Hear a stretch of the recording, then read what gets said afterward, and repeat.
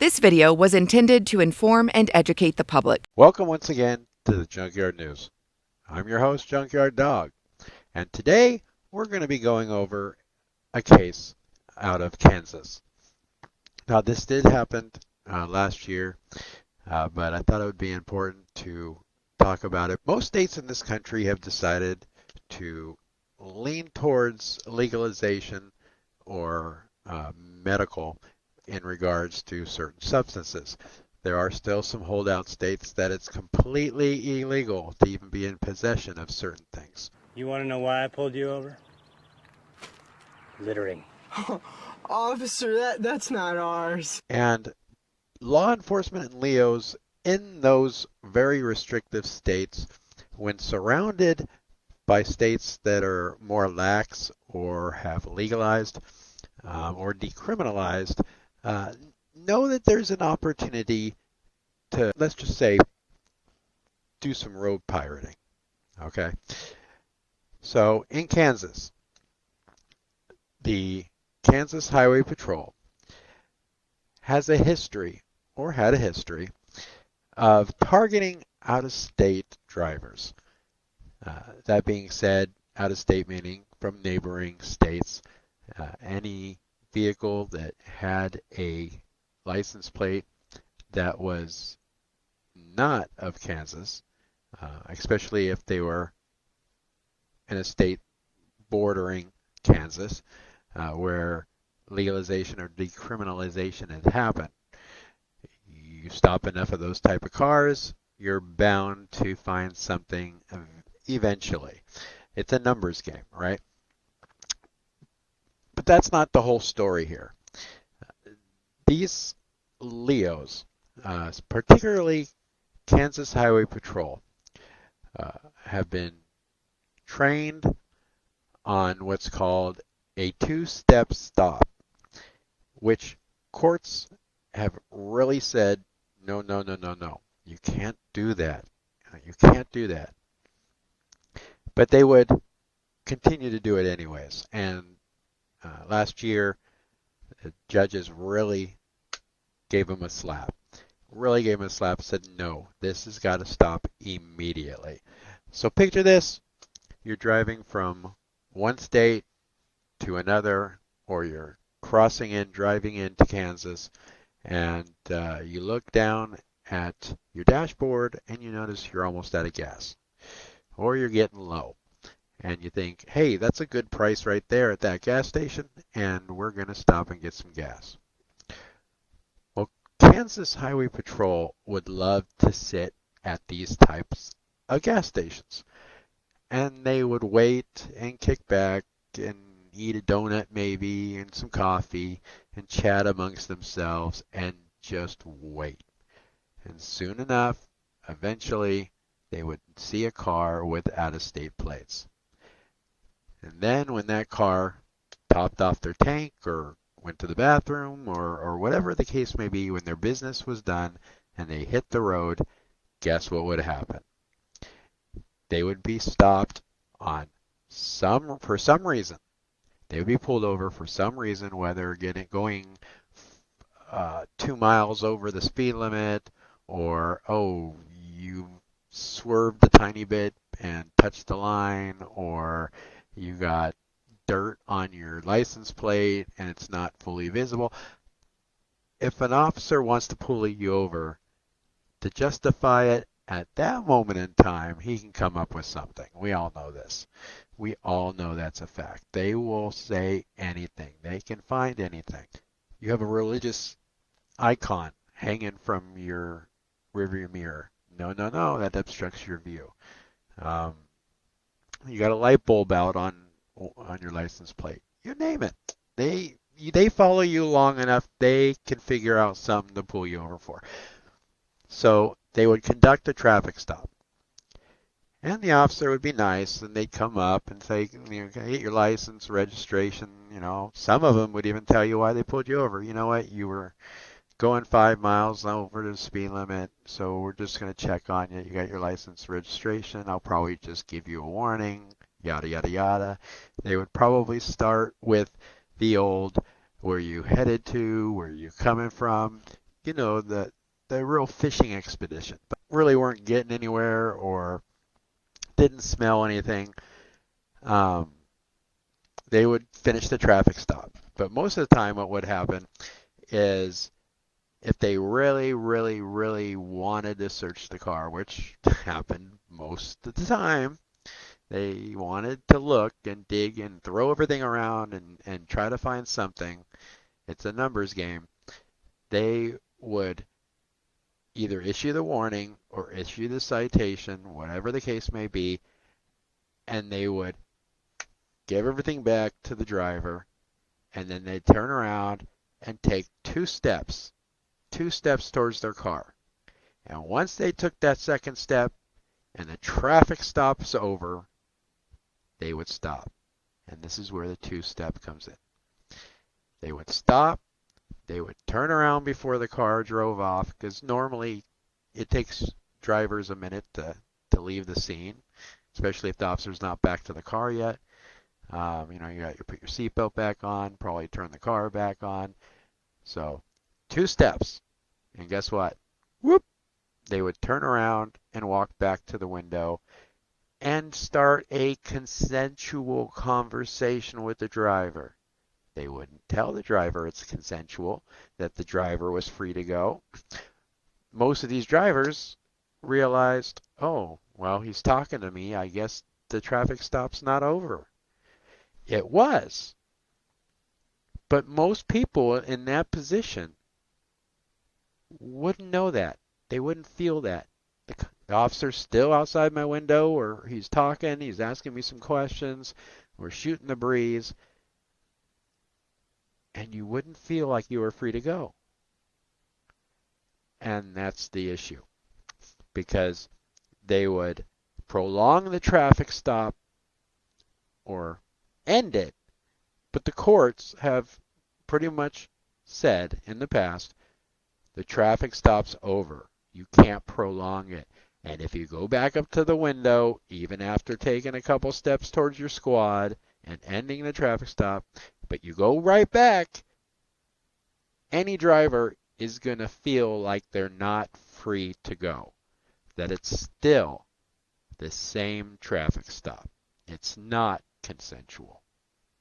So I'm going to play a video clip of to give you an example of what we're talking about today.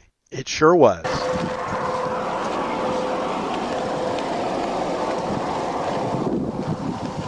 Can you roll your window down, please? The Kansas Highway Patrol, check your speed at 82. Speed limit 75. To your driver's license, please.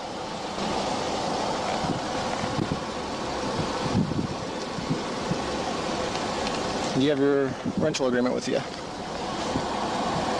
It's a rental car.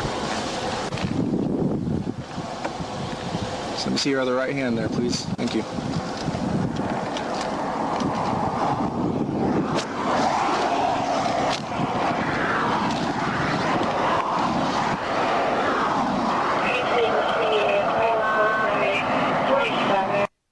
Now, I'm going to pause this because I'm going to give you some context here.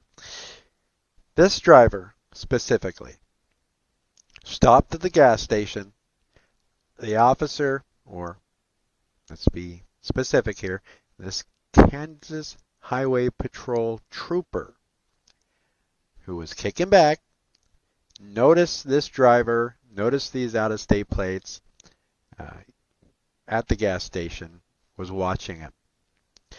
Now, in the court proceedings, it comes out that what this driver tells the trooper is that an individual walked up to him, to his car, and struck up a conversation. Don't know what the conversation was, but it could have been as innocent as, dude, that's a nice car. The attendant was getting off work. The gas station employee spoke to him for a while. They were kicking back, talking. Then they both went their separate ways. So, in the trooper's mind, I found that very suspicious. What was this out-of-state car talking to this guy about? Was this a deal? Was he dropping something off? And that's what set this whole thing up.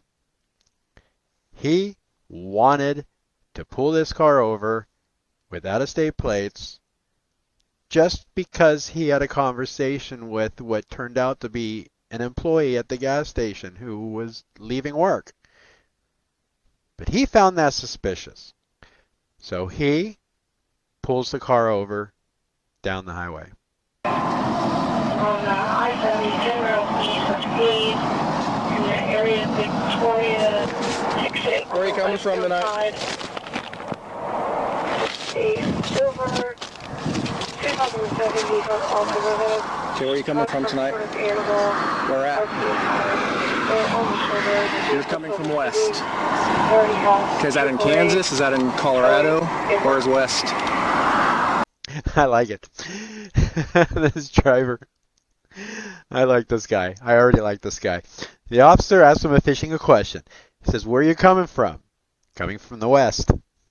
And eventually he asks him, "Where are you going to?" "I'm going east." I love it. I'm asking you what your travel plans are. What's it into your business? What's that? Coming from the west, I'm heading east. You're coming from the west, going to the east. Okay. What's the purpose of your trip, sir? I'm asking you what your travel plans are. I have the right to ask you these questions. And I have a right to remain silent. Okay, so you're telling me you're not going to answer the questions. Is that what you're saying? I mean, don't make me stand out here. If you're not going to answer my questions, I'm not going to keep asking you. You have my driver's license. You say Okay. I notice you're not wearing your seatbelt also. I just took it out. Okay. You can already tell this cop's upset. He's asking this guy questions. The guy's smart enough to know better and say, "I don't want to answer those questions. All right, I'm coming from the west, heading east." Really? All right. Ask him a couple other questions. He says, "I don't want to answer your questions. You know, I mean, I have a right not to answer." Bravo! But he's upset. You can tell. 253, 411. Go ahead. That code 1's no longer in this vehicle.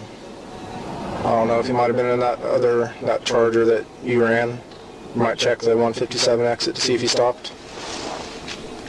So what he's talking to his partner about, again, they were both originally kicking back at this gas station, watching cars and looking at license plates. The other individual they're talking about was the employee at the gas station leaving for the night, right? Got into, I think he said, a Charger and took off another plate that he ran or something like that. So he's like, that other individual that he was talking to, this guy right here that was talking to, he's no longer, or he's not in the car. So he's probably in that other car. It actually went past. 10-4. So This guy's refusing to speak, and he's got several cameras mounted in the car also. all right, cameras in the car. I love it. So yes, the other trooper says, "Yeah, he already went by. I'm kicking back up here, and that car went by. He's gone."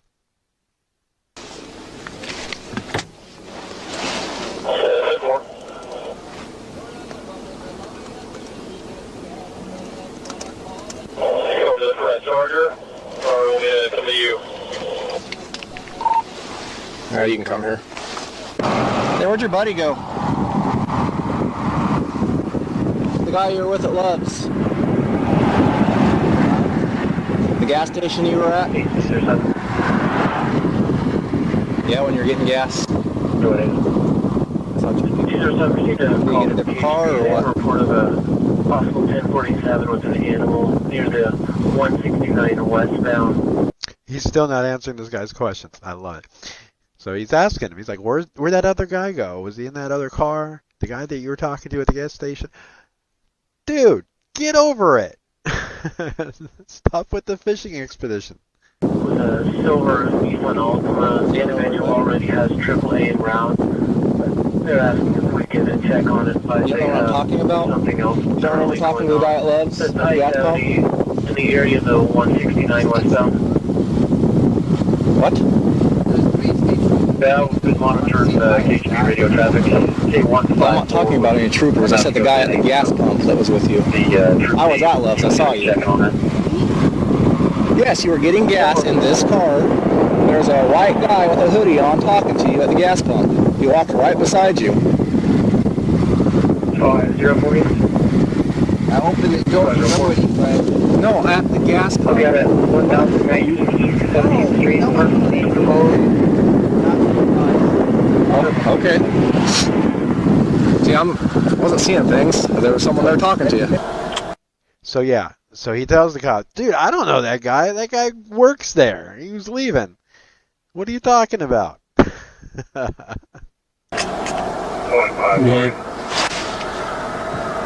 got a camera on the back headrest there, on the back passenger side. Okay. And he's got one right here by his mirror. And he has his phone right here recording also. Okay. I asked him travel plans, he won't tell me anything. He said he's going from the west to the east. He said he doesn't have to tell me anything else. Okay. Can't smell anything. Did I ask? I'm just going to say no, but I'll ask. You can go up there and see if you can smell anything. No, I won't. So, No.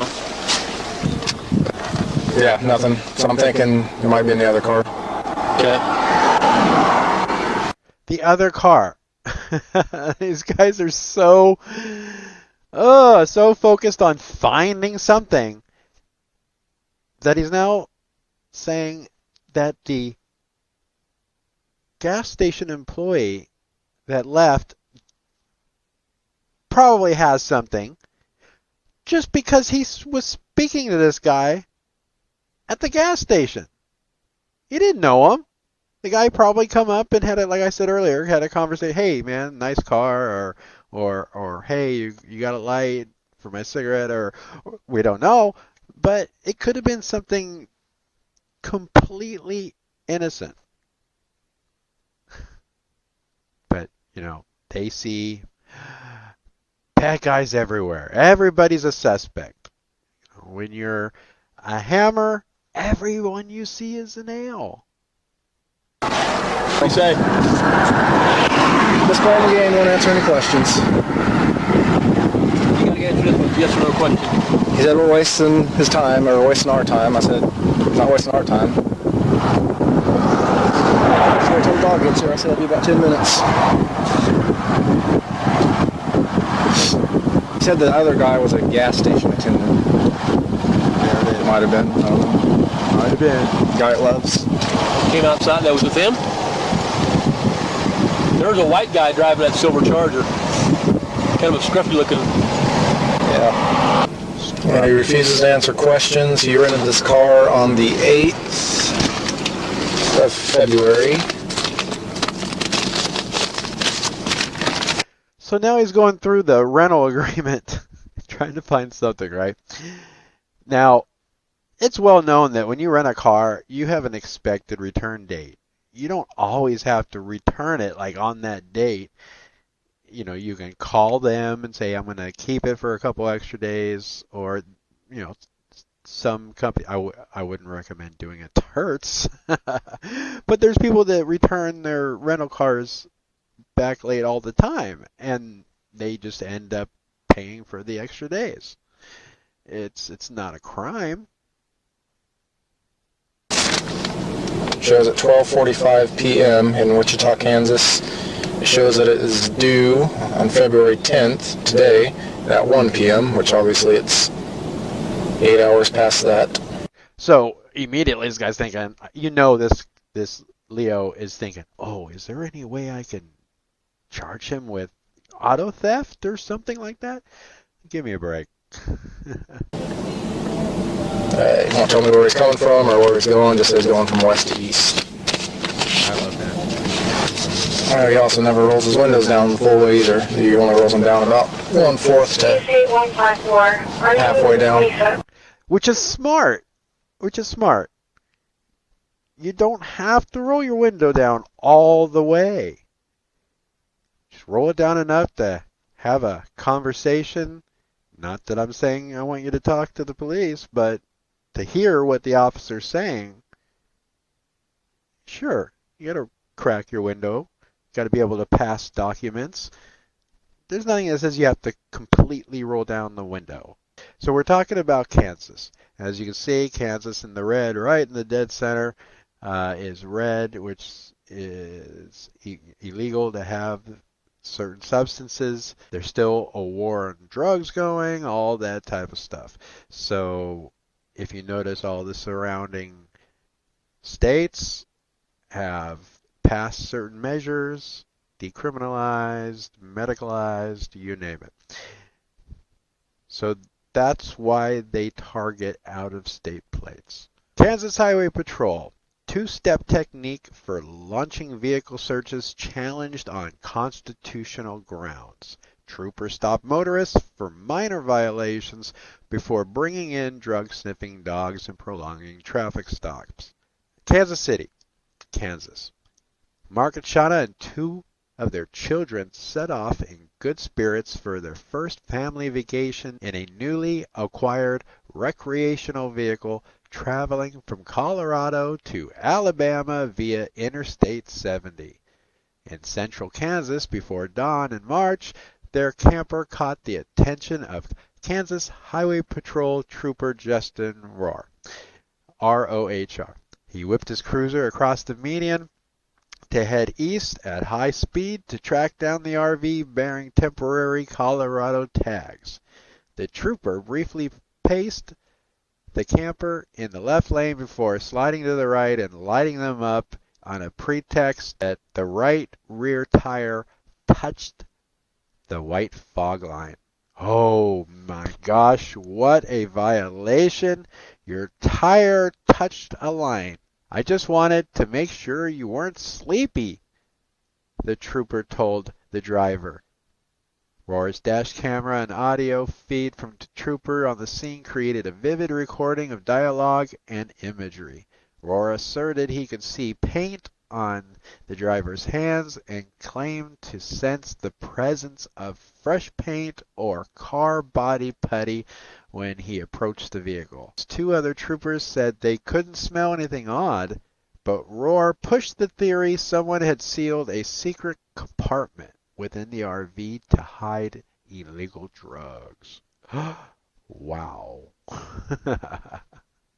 And the plot thickens. Rohr, who joined Kansas Highway Patrol back in 2006, was building a case of investigation born of suspicion. Now remember, a hunch is not suspicion.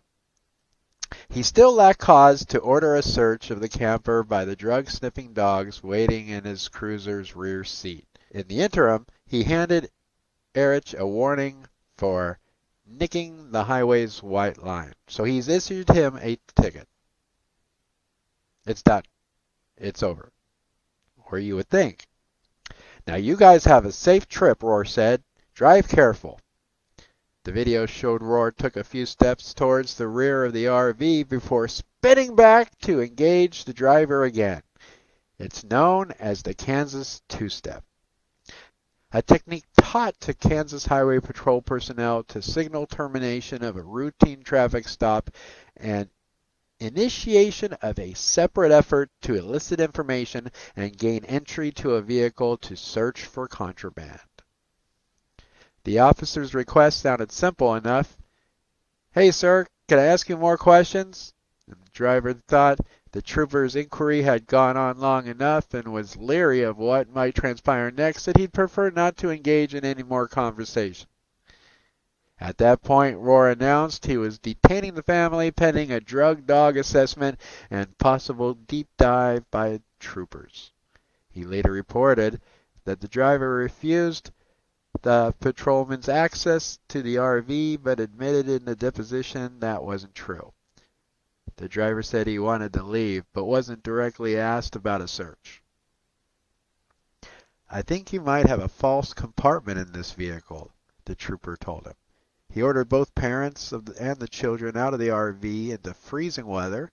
He paraded his police dog around the camper's exterior before declaring the animal signaled presence of marijuana, cocaine, heroin, or methamphetamine, some illicit substance.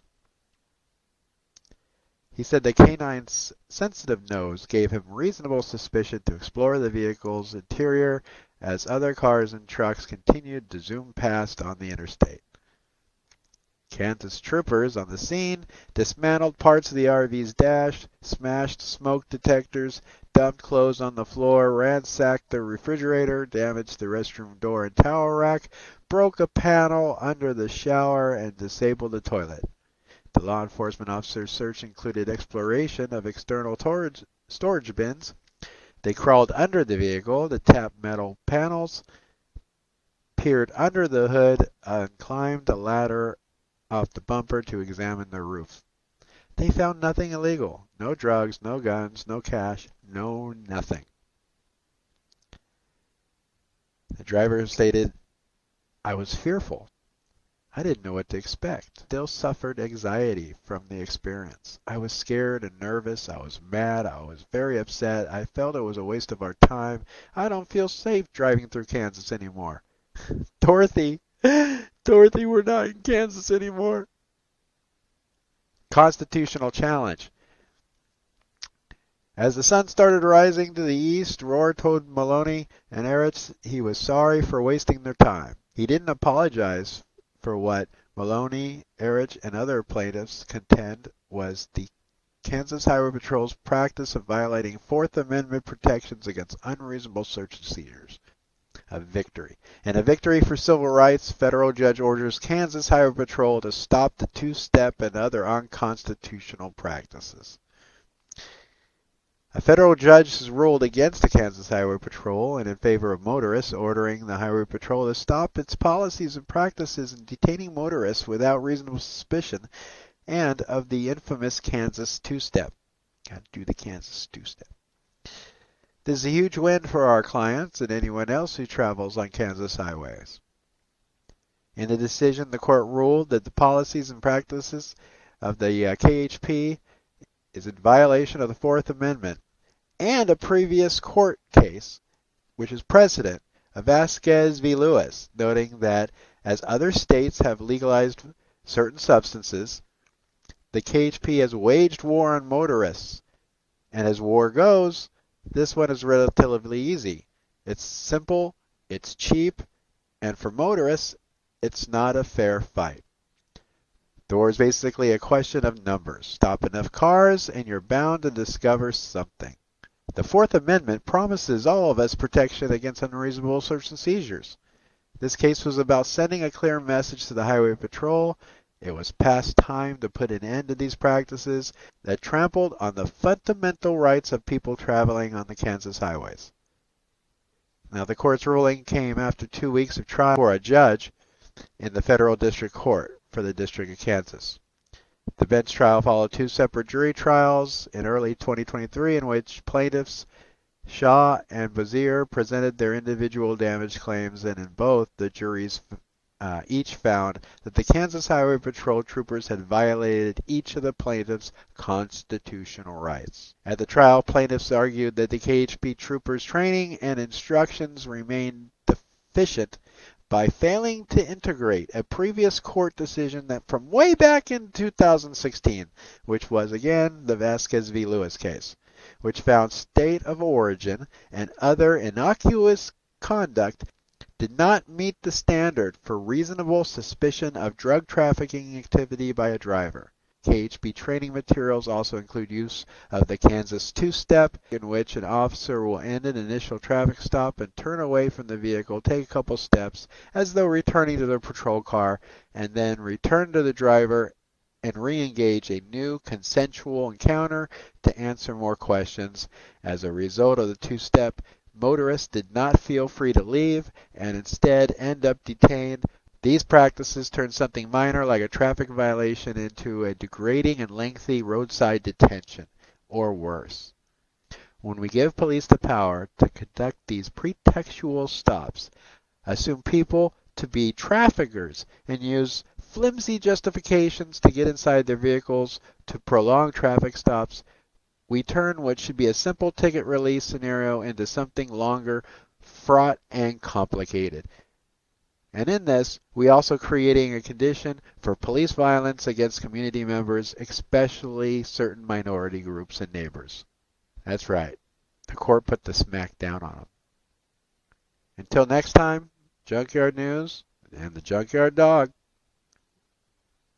Peace. We had a tip that there was some drug smuggling going down. We searched the entire vehicle. It was clean, so we had to proceed with the body cavity searches. No way. Way!